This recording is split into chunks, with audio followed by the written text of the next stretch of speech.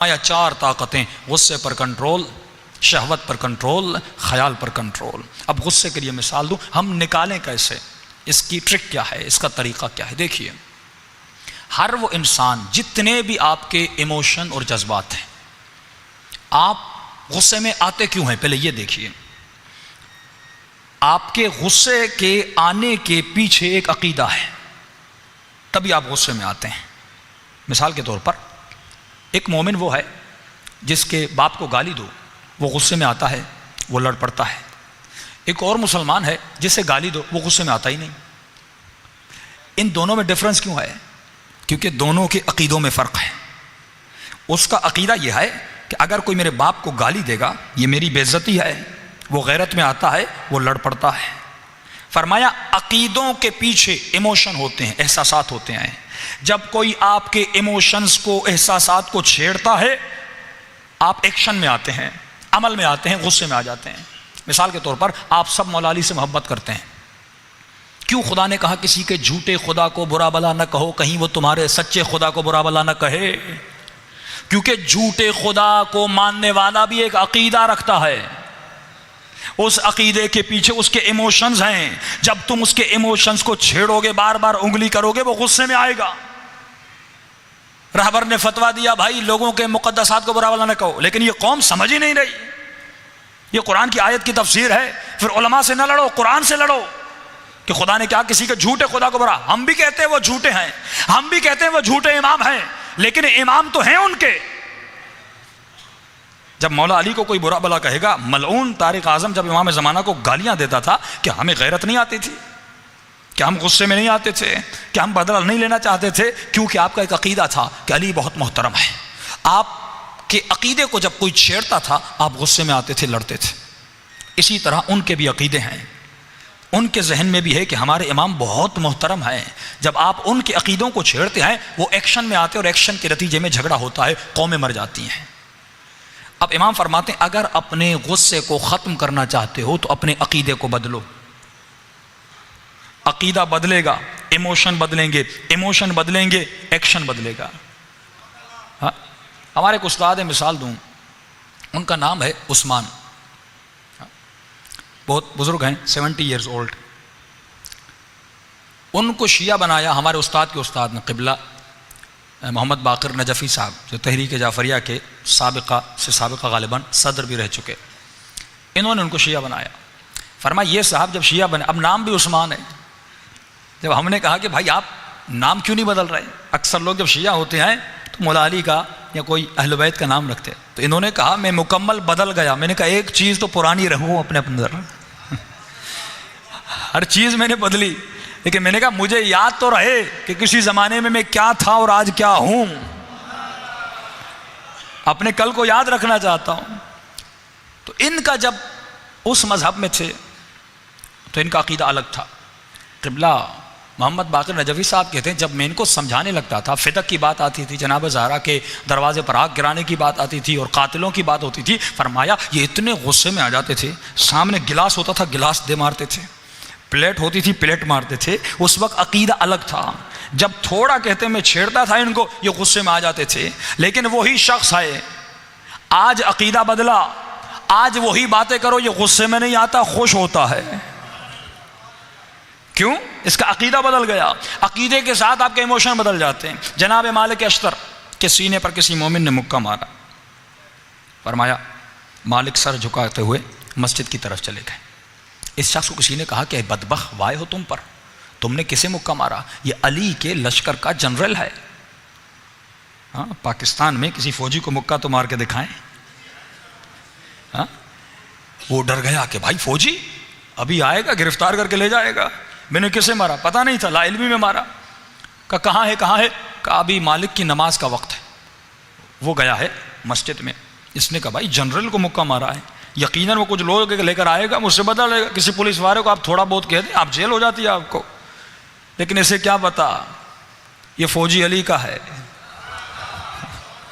یہ غلام علی کا ہے، کردار بھی علی جیسا ہے۔ ایک مرتبہ دوڑتا ہوا مسجد گیا، دیکھا مالک نماز پڑھ رہے ہیں۔ فرمایا مالک کی نماز ختم ہوئی، یہ آگے بڑھا کہ مالک کو کہے مالک معاف کریے گا، میں آپ کو جانتا نہیں تھا، یہ ہے دگنی پالیسی. یعنی پتا چلا کہ مالک کا عہدہ کیا ہے معافی، جب پتا نہیں تو مکہ. یہ منافق انسان ہے، منافق کی نشانی ہے کہ ہمیں پتا چلے کہ فلاں صاحب سے مجھے کچھ ملے گا، السلام علیکم قبلہ صاحب کیسی طبیعت ہے، خیریت سے ہیں، لیکن پتا چلے اس سے کچھ ملنے والا نہیں، ہمیں سلام بھی نہیں کرنا. سلام علیکم یعنی ملنے جلنے میں بھی منافقت، کسی کو سلام کرنے میں منافقت. کہ ہمارے ایک مشہور مولانا تھے، ان کو کسی شہر میں دعوت ملی مجلس کی، نیاز بھی ماشاءاللہ اچھا خاصا لیتے تھے. ایک مجلس کا انہوں نے 2.5 لاکھ لیا، اور بانی مجلس نے بڑا انتظام کیا. کہا جب جانے کا وقت ہوا تو وہ گاڑی میں بیٹھے، بانی مجلس گھٹنوں پہ ہاتھ رکھ کے بیٹھا ہوا ہے، مولانا آپ کا بہت شکریہ، آپ آئے، آپ نے قدم نوازی کی. انہوں نے کوئی اس کو جواب نہیں دیا، چلے گئے. تو بیچ والے شخص نے کہا مولانا اتنا خرچہ، اتنے لاکھ، اتنا آپ کو جھکے، اتنا ملے، اور آپ نے ایک جملہ بھی نہیں کہا، ایک شکریہ بھی نہیں بولا.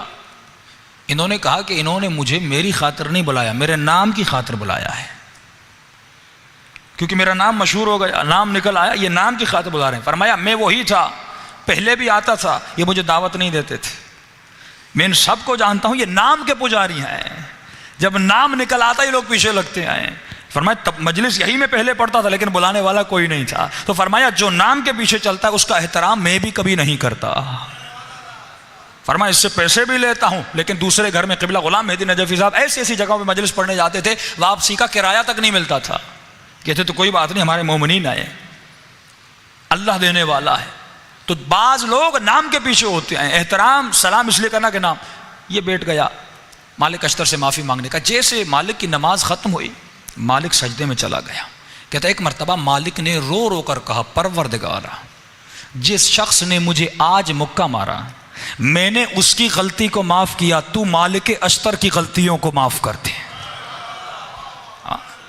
یہ کردار علی والے کا. اے خدا میں نے اپنے جس نے میرے ساتھ برائی کی، وَلْيَعْفُوا وَلْيَصْفَحُوا، اے مومن بخشنا سیکھو، معاف کرنا سیکھو، دل سے بغض و نفاق کو نکالنا سیکھو، ایسا دل بناؤ جیسا مالک اشتر کا دل ہے. یہ مقام رضا ہے، الگ موضوع ہے. فرمائے بعض لوگوں نے اپنے غصے پر کنٹرول کیا. کل میں نے مثال دی مولا علی کے چہرے پر جو لعاب دہن پھینکتا ہے مولا علی اتر جاتے ہیں. یہ ضبط بتا رہا ہے کہ مولا بتانا چاہتے ہیں علی کا اپنے غصے پر کتنا کنٹرول ہے. وہ علی جو اشارہ کریں کائنات تہس نہس ہو جائے، لیکن مولا کی زوجہ کی کمر پر دروازہ گرایا جاتا ہے، لیکن مولا کنٹرول کرتے ہیں کہ اہل بیت اپنے غصے پر کتنا کنٹرول کرتے ہیں. ایران کے ایک مولانا تھے، امام خمینی کے دوست تھے. ان کی بیوی بڑی بد اخلاق تھی، ہمیشہ ان کے ساتھ بدتمیزی بے احترامی کرتی تھی. اکثر مومنین کی بھی شکایت آتی ہیں کہ اولاد بد اخلاق ہے، بیوی بد اخلاق ہے، شوہر بد اخلاق ہے. تو ان کے بھائی ہمیشہ کہتے تھے جب آپ کی بیوی اتنی بد اخلاق ہے آپ ان کو طلاق کیوں نہیں دیتے؟ یہ مسکراتے تھے، ہنستے تھے. ایک مرتبہ انہوں نے امام خمینی اور چند اور علماء کو اپنے گھر میں بلایا. بیوی کو کہا چائے بناؤ. اب بیوی بھی عالم کی، شریعت کو بھی جانتی تھی. اس نے کہا مجھ پر واجب تھوڑی ہے چائے بنانا، کھانا بنانا. آپ کے دوست ہیں، آپ خود بنائیے اور پوچھ لیجئے اپنے علماء سے کیا مجھ پہ واجب ہے. سب نے کہا واقعاً اس پہ واجب تو نہیں ہے. ہاں اب کیا کرتا؟ ہاں یہ بات یاد رکھیے، شوہر حاکم ہے، کھانا بنانا واجب نہیں، چائے بنانا واجب نہیں، لیکن اس کے حکم کی تعمیل کرنا واجب ہے. لیکن شوہر کو بھی عادل ہونا چاہیے، عدالت سے کام لینا چاہیے، یعنی کہ جو کہوں کرے. فرمایا حاکم وقت کا حکم ماننا اگر مولا ہو تو واجب ہے، لیکن فرمایا یہ حاکم ایسا نہ ہو کہ ظالم بن جائے، جابر بن جائے، جبر کے ساتھ کام کر. فرمایا عدالت کے ساتھ. کل ابن ابی طالب گھر کے کاموں میں جناب زہرا کے ساتھ ہاتھ بٹاتے تھے، کبھی فقیروں کے پاؤں دباتے تھے، کبھی اس بیوہ خاتون کے گھر میں جا کے اس کے بچوں کے لیے کھانا تیار کرتے تھے. کردار ایسا بھی ہونا چاہیے، تمام تر حقوق کا خیال رکھنا چاہیے. ایک مرتبہ اس خاتون کا میں نہیں بناؤں گی. فرمایا ایک مرتبہ اس کا بھائی غصے میں آ گیا کہ اب نے تو اس نے بے حیائی اور بے شرمی کی حدیں پار کر دی. خمینی صاحب کے سامنے، فلاں عالم کے سامنے آپ کی اتنی بے احترامی کی، آپ کی اتنی بدتمیزی کی، لہذا بھائی اس کو ابھی طلاق دو. یہ مسکرا رہے تھے.